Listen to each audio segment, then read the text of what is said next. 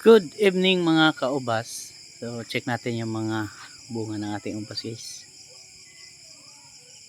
Yan. So nag-spray tayo kanina. Kasi yung ibang mga bunga pwede na. So, siguro ito pwede na-sprayhan ko na kanina. Hindi pa tapos mag-bloom pero pwede na to kasi may parang may ano na siya. May butil siya. Yan pa. So siksik sa bunga yan. So babawasan pa natin yan, ititining pa natin. Yan ito. So kung ganito lang sana yung bunga niya, ay kunti na lang magtining, hindi masyadong masikip. Pero habang maliit pa, magtitining na tayo guys. Mga pareho nito, magtining na tayo. Kasi pag lumaki na, mahirap kasi minsan natutusok yung bunga ng ubas pag medyo malaki na yung tining. So simula pa lang magtitining na tayo. So kung lumaki siya at masikip pa rin, at least konti na lang yung pag natin, hindi na masyadong masikip na pag nagupit tayo ng mga butil niya. So iba maliit na bunga, so tinuloy na lang natin. So pang pre-taste lang to mga ganito guys. Yan, ganyan. So yung pag spray natin kanina, yung foliar, para ano lang, kunting fungicide para hindi mabigla. So ito medyo ano na malaki. So ititining pa natin ito guys, babawasan natin to para mas lumaki. So ganito lang kalaki yung puno niya guys. Hindi pa pintil pin size. Dapat sa ubas ay lumaki siya ng pintil pin size, pero bumunga na siya. So papabungahin natin. So ito ganito lang siya. So may bunga na rin. Hayaan na lang natin guys. So ganito dapat magtining na tayo. So magugupit na tayo ng mga ano niya. So ito, yan. Ganda, di ba? Yan, ito malaki na talaga, mauna talaga 'to matitikman guys. Pag ganito, yung mabilis lang na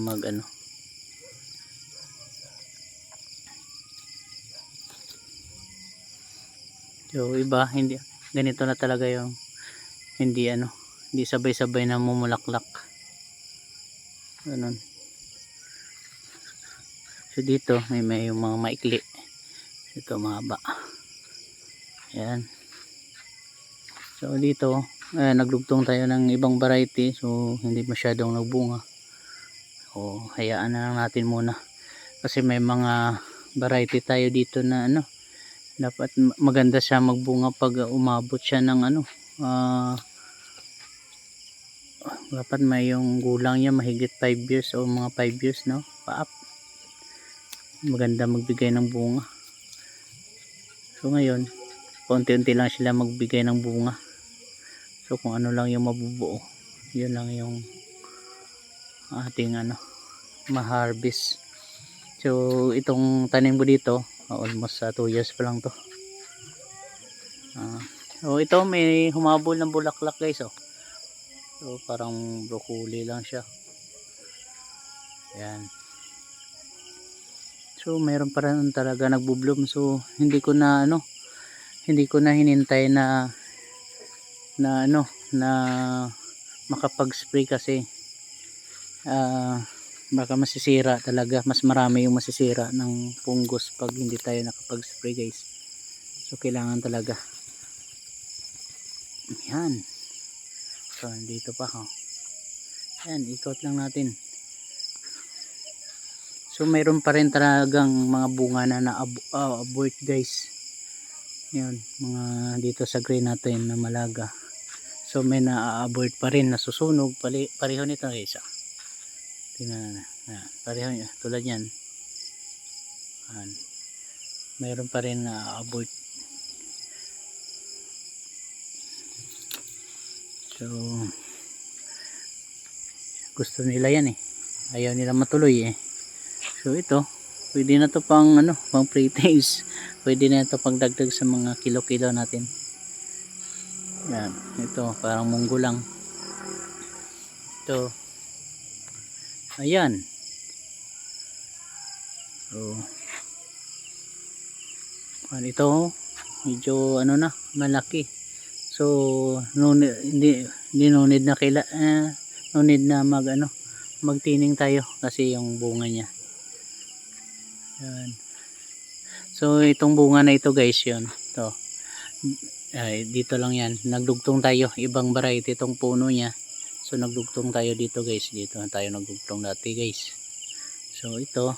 Punta dito. So, itong sanga niya. Punta dito. So, may bunga. So, mayroon dito.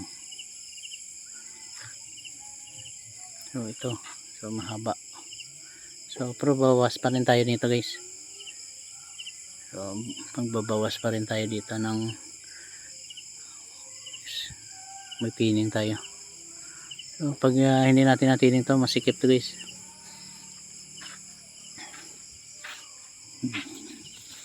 So, iba talaga nasusunog. Yan, kisa minsan punggos. Yan, dito. Ewan ko, matutuloy itong Black River. Parang mahina ang kapit. Mahina ang kapit ng Black River natin guys. So, tinatry lang natin kung mabubuo yan.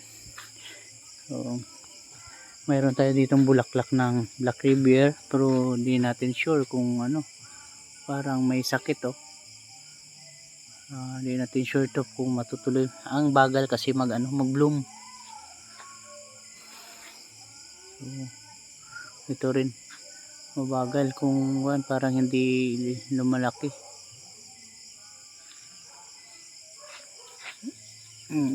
Yung focus niya dito guys, marami kasi magdahon, mga maraming side shoots. Kaya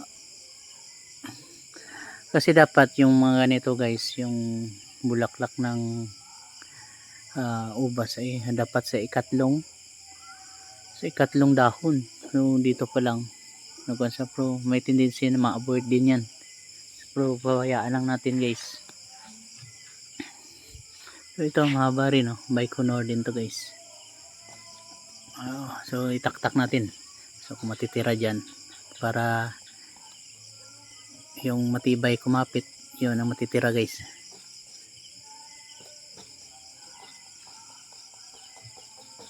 So ganyan, may bunga na siya guys. So hindi tayo nakapagputol ng sanga niya dito. Puputulin na lang natin dito guys. Yan. Para dito na sa mag-focus sa bunga niya. So ganun, pinaputulan natin para hindi, ganito ito rin yan. So ito yung bunga niya. So hanggang dito yung talbos niya guys. So puputulin na natin yan para mag-focus na yung nutrients dito. Ayan. Ito pa. Hindi pa tayo nakapagputol dito. Baka mayroon na, naputulan na natin to guys. So ito. So ganito lang sa isang sanga kapag naglabas ng shoots ay dalawa. Pero sa iba tinitira isa para mas malaki yung bunga. Pero sa atin nasasayangan tayo. So tuloy natin yung dalawa. So maganda naman yung bunga.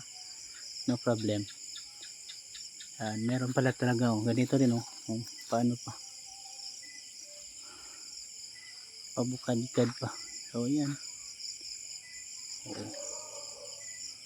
Ayan. So good evening guys. So ito yung pasilip ko lang sa inyo yung update dito sa aking vineyard. So siguro mga 2 months pa bago tayo mag harvest dito sa aking ubasan guys. So kita-kits na lang.